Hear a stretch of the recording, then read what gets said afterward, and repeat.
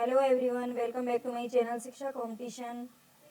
और यहाँ पर हमारी जो क्लास है ये है यूजीसी नेट पेपर फर्स्ट के लिए जो पीवाईक्यू की सीरीज हमारी चल रही है उसमें ये सेकंड क्लास है आज।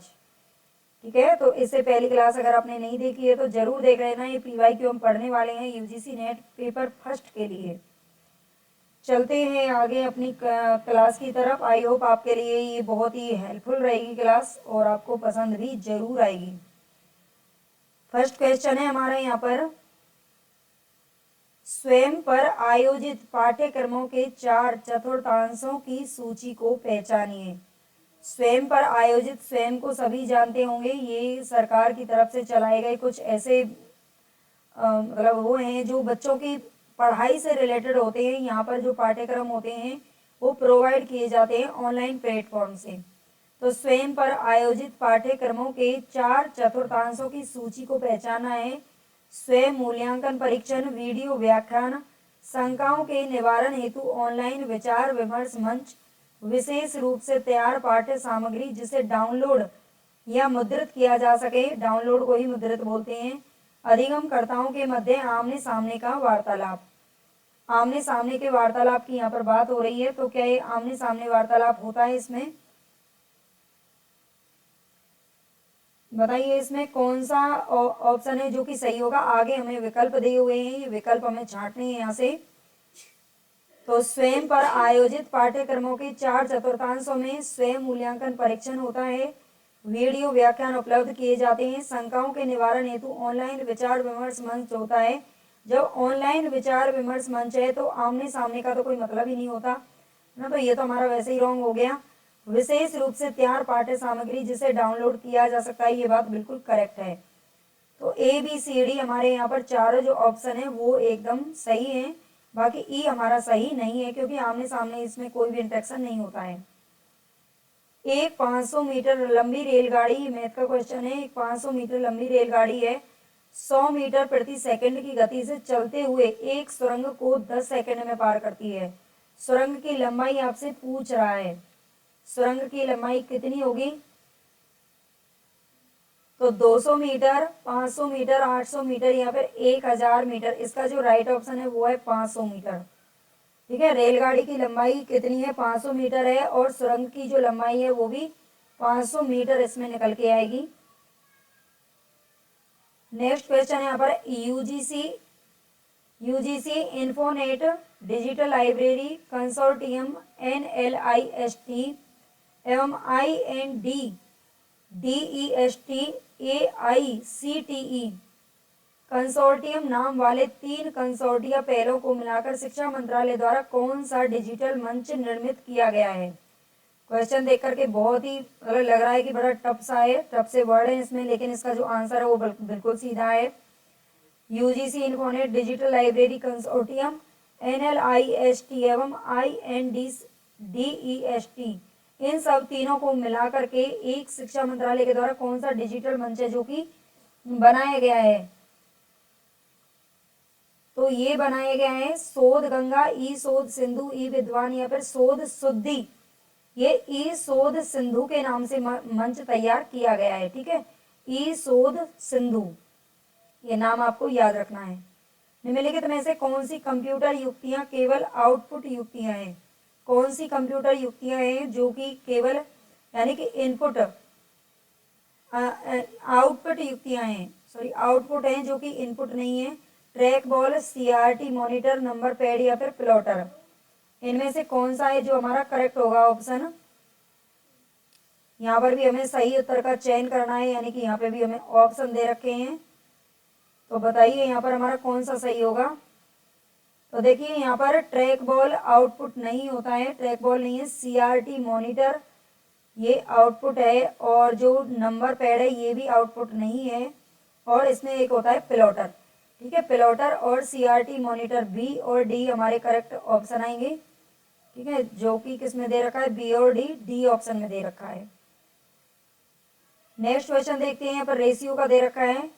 50 रुपए की किसी राशि को ए, बी और सी में इस प्रकार बांटा जाता है कि ए बी से 5 रुपए कम पाता है और बी सी से 10 रुपए कम पाता है, उनको मिली राशियों का अनुपात कितना है।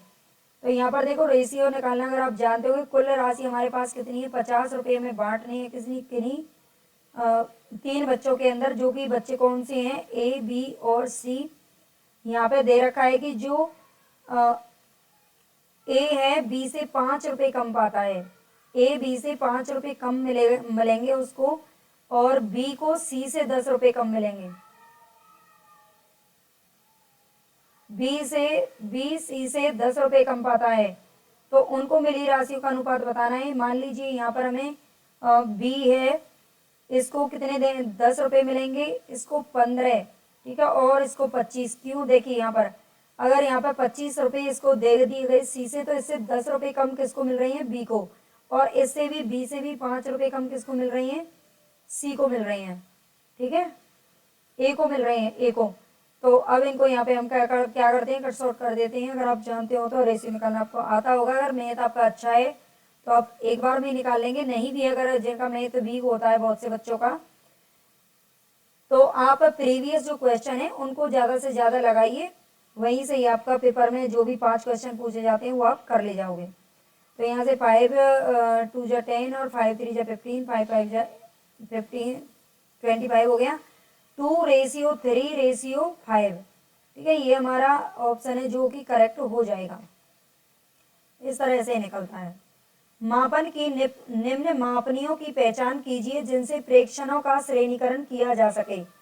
मापन की निम्न जो मापनी दे रखी है, मापनियों के नाम दे रखे हैं, इनकी पहचान करनी है जिनसे प्रेक्षणों का श्रेणीकरण किया जा सके। नामिक मापनी, क्रम सूचक मापनी यानी कि nominal scale, ordinal scale, interval scale, अंतराल मापनी, रेशियो स्केल, अनुपात मापनी।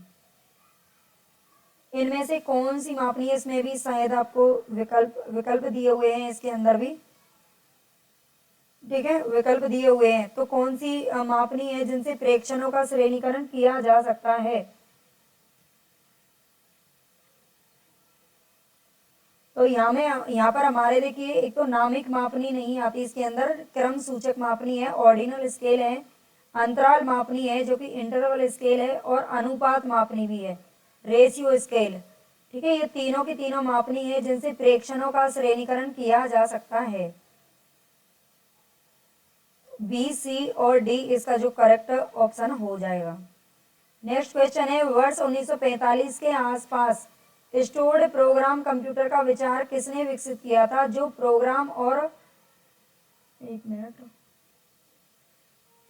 जो प्रोग्राम और ये पता नहीं है बल्कि डाटा है, डाटा को मेमोरी में धारण करता था तथा फिर डाटा मेमोरी और प्रोसेसर के बीच संचालित होगा।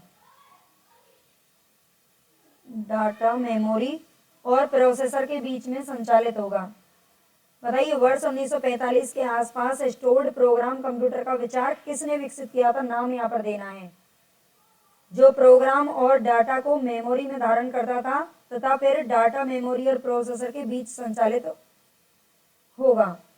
Alan Turing, Tim Berners Lee, Charles Babbage, John von Neumann. इनमें से नाम आपको बताना है, तो ये नाम आएगा इनका जॉन वॉन न्यूमैन, ठीक है, जॉन वॉन न्यूमैन। इन्होंने ये 1945 के आसपास स्टोर्ड प्रोग्राम कंप्यूटर का विचार दिया था। निम्नलिखित कथन में से कौन सा तर्क दोष निहित है। इन कथनों में से कौन सा तर्क दोष निहित है। यहाँ पर नाम दे रखा है, हत्या का दोषी नहीं हो सकता है क्योंकि ऐसा हो ही नहीं सकता कि तरुण किसी को।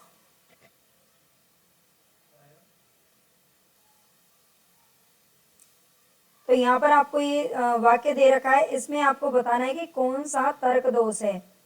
अविचारित सामान्यीकरण, फिसलन युक्त ढाल, आत्माश्रय दोष या फिर अनुपयुक्त प्राधिकार। अगर किसी पे इतना विश्वास है कि वो ऐसा नहीं कर सकता है तो इसमें होगा आत्माश्रय दोष। ये तर्क दोष कौन सा है, आत्माश्रय दोष। नेक्स्ट क्वेश्चन देखते हैं, कंप्यूटर मेमोरी के संदर्भ में निम्नलिखित कथनों में से कौन सा सही है।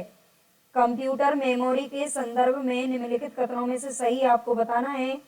HDD में हेड क्रैश हो सकता है, HDD में हेड क्रैश हो सकता है। SSD HDD। SSD को लोकशील मेमोरी के रूप में भी जाना जाता है। HDD में कोई भी भाग गतिमान नहीं होता है। कंप्यूटरों में सामान्यतः द्वितीयक मेमोरी की अपेक्षा प्राथमिक मेमोरी अधिक होती है। तो इनमें से सही पूछ रहा है, केवल आपसे सही पूछा है, इसमें आपको विकल्प नहीं दे रखे हैं, आपको केवल एक ही जो ऑप्शन है वो चूज करना है। तो कंप्यूटर मेमोरी के संदर्भ में कौन सा कथन है जो कि सही है? HDD में हेड क्रैश हो सकता है, ये बात करेक्ट है। ठीक है, ये आपका जो ए ऑप्शन है वो बिल्कुल करेक्ट है। नेक्स्ट क्वेश्चन है, भारतीय शास्त्रीय न्याय मत के अनुसार निम्नलिखित में से कौन से कथन है जो कि सही है? भारतीय शास्त्रीय न्याय मत के अनुसार कौन से कथन सही हैं? न्याय वाक्य में 3 प्रतिगप्तियां होती हैं, न्याय वाक्य में 5 प्रतिगप्तियां होती हैं, न्याय वाक्य में 3 पद होते हैं, या न्याय वाक्य में 5 पद होते हैं। और यहाँ पे आपको ऑप्शन भी दे रखे हैं, कौन से ऑप्शन है जो कि हमारे करेक्ट होने वाले हैं। तो यहाँ पर हमारा ऑप्शन होगा, जो भारतीय शास्त्रीय न्याय मत के अनुसार कौन से कथन सही है? जो न्याय होता है ना, न्याय वाक्य में 5 प्रतिगप्तियां होती है, ये बात सही है। और इसके अलावा हमारा सी सही है, न्याय वाक्य में 3 पद होते हैं। ठीक है, बी और सी हमारा जो ऑप्शन है वो करेक्ट है। बी और सी हमारा B option is the right option.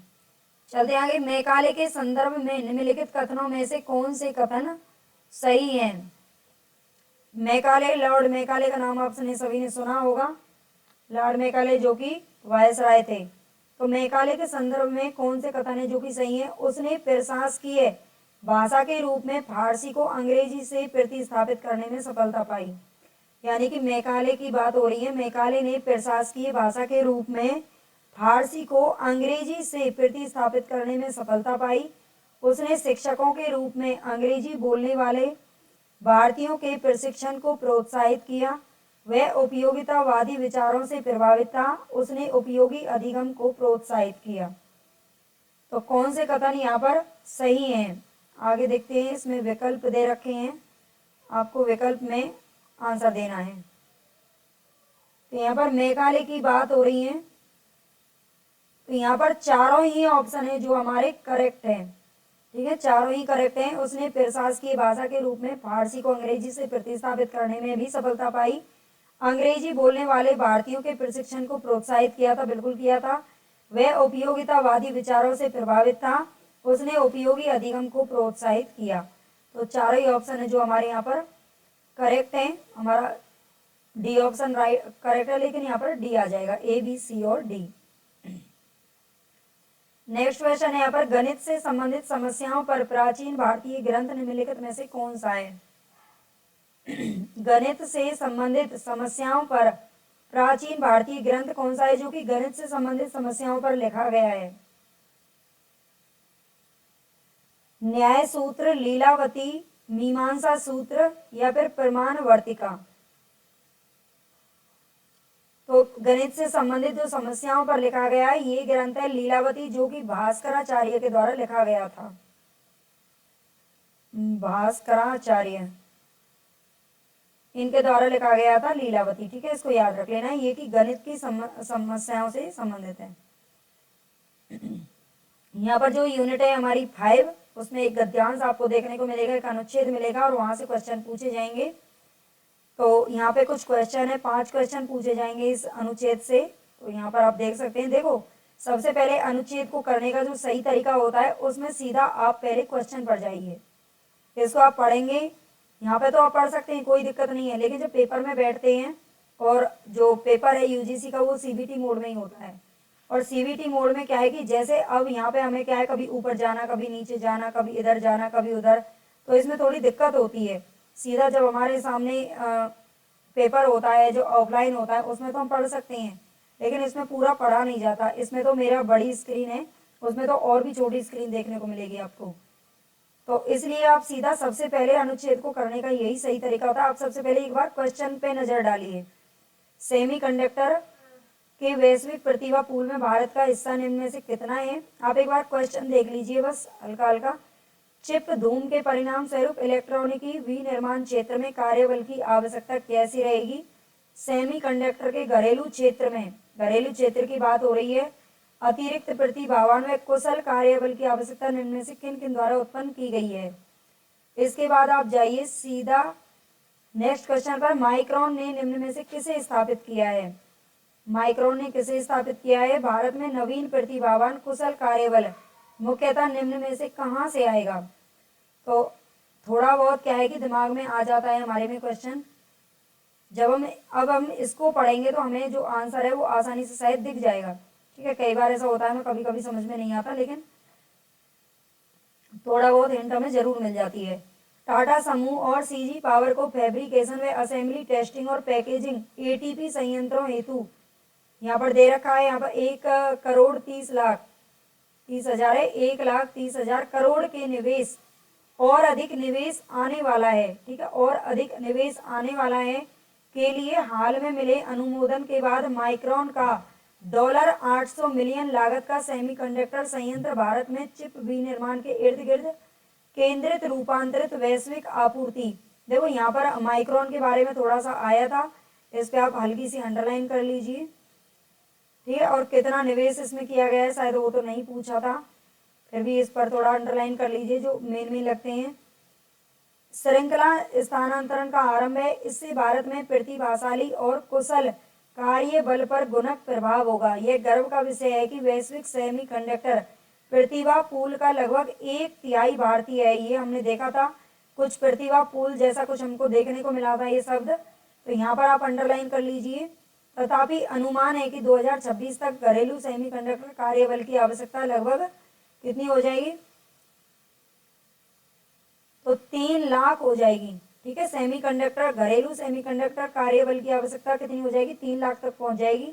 इसके अतिरिक्त इस चिप धूम का नाम आया था, हमने देखा था एक क्वेश्चन में कि सबसे बड़े लाभार्थी इलेक्ट्रॉनिक विनिर्माण क्षेत्र में लगभग 6 मिलियन जनशक्ति की भारी आवश्यकता है। इसमें 6 मिलियन पे आप लगा लीजिए, शायद ऑप्शन में मिल जाएगी, क्योंकि चिप धूम के बारे में कुछ पूछा गया था।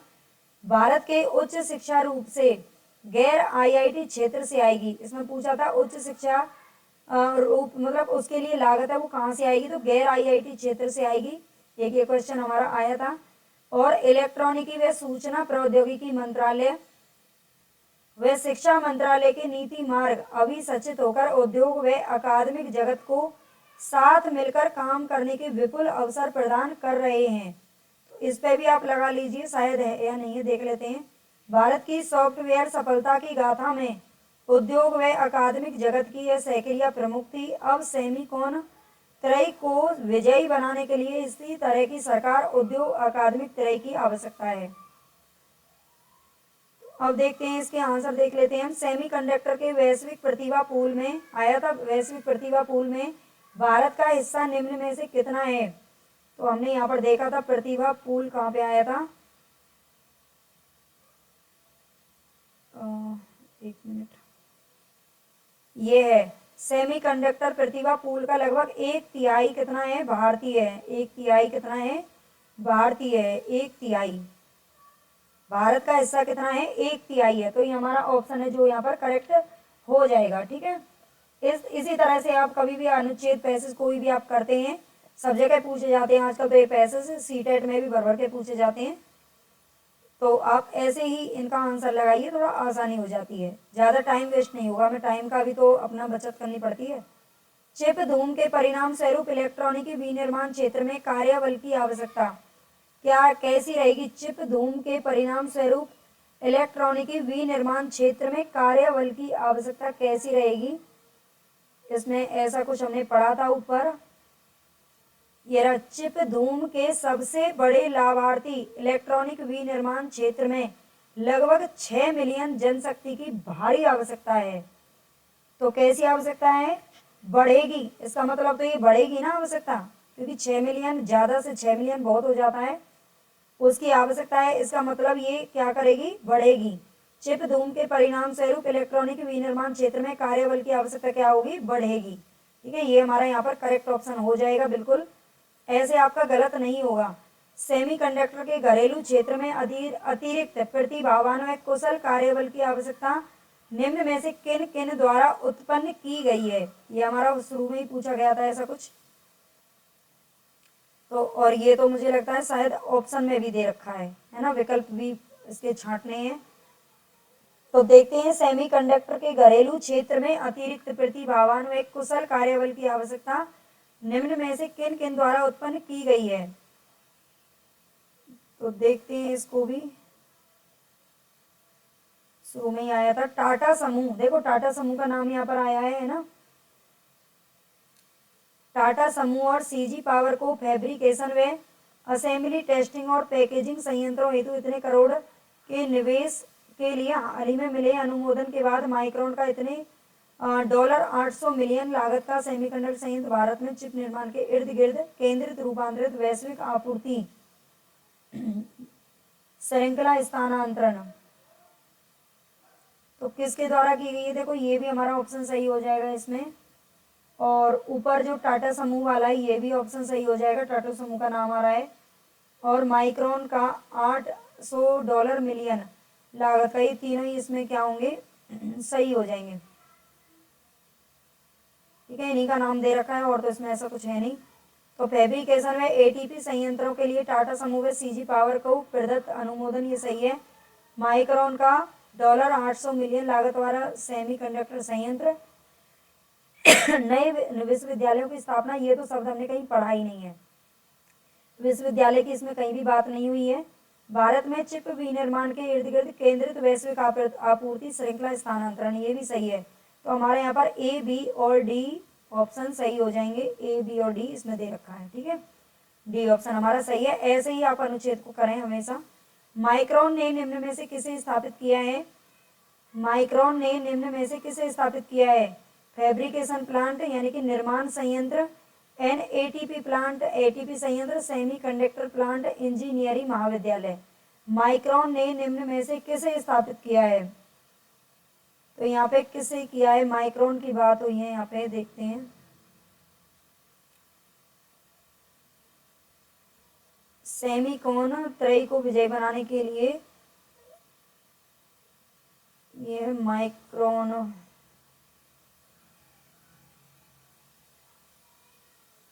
माइक्रोन का इतने जो डॉलर है मिलियन लागत का सेमीकंडक्टर संयंत्र। ठीक है, यहाँ पर बात होती है सेमीकंडक्टर संयंत्र लगाने की बात की है किसने, माइक्रोन ने। तो इस सेमीकंडक्टर संयंत्र के लिए $800 मिलियन खर्च करेगा। भारत में नवीन प्रतिभावान कुशल कार्यबल मुख्यतः निम्न में से कहां से आएगा। तो ये हम ऊपर पढ़ ही चुके हैं, गैर आईआईटी क्षेत्रों से आएगा। ठीक है, STEM और IITS ये नाम कहीं भी नहीं आए हैं, ये नॉन आईआईटी, ठीक है, नॉन आईआईटी जो फील्ड है वहां से आएगा इसका जो कुशल कार्यबल है। ठीक है, ये याद रख लेना। तो यहाँ पर हमारे यहाँ 16 क्वेश्चन है, 5 क्वेश्चन हमने अनुच्छेद से कर लिए हैं जो कि मैं पहले नहीं करवा पाई थी। इसके अलावा हमारे UGC नेट के पेपर फर्स्ट के लिए हम कुछ थ्योरी भी पढ़ चुके हैं। जो हमारी थ्योरी वाली यूनिट है उनको आप जरूर देख लेना, प्लेलिस्ट बनी हुई है। और प्लीज़ आप सभी से हाथ जोड़ करके रिक्वेस्ट है, चैनल को सब्सक्राइब जरूर कर लेना जिन्होंने नहीं किया है, और ज़्यादा से ज़्यादा आपको शेयर करना है। जो भी बच्चे UGC नेट या MP सेट या असिस्टेंट प्रोफेसर TGT PGT की भी तैयारी कर रहे हैं, इसके अलावा हिंदी मैं पढ़ाती हूँ, तो हिंदी की भी हमारी PYQ सीरीज अब चल रही है। और उसके अलावा मैं काफ़ी उपन्यास और कहानियाँ तो हम सारे पढ़ ही चुके हैं, आप वहाँ से देख सकते हैं, प्लेलिस्ट जा करके चेक कर सकते हैं। Thank you very much.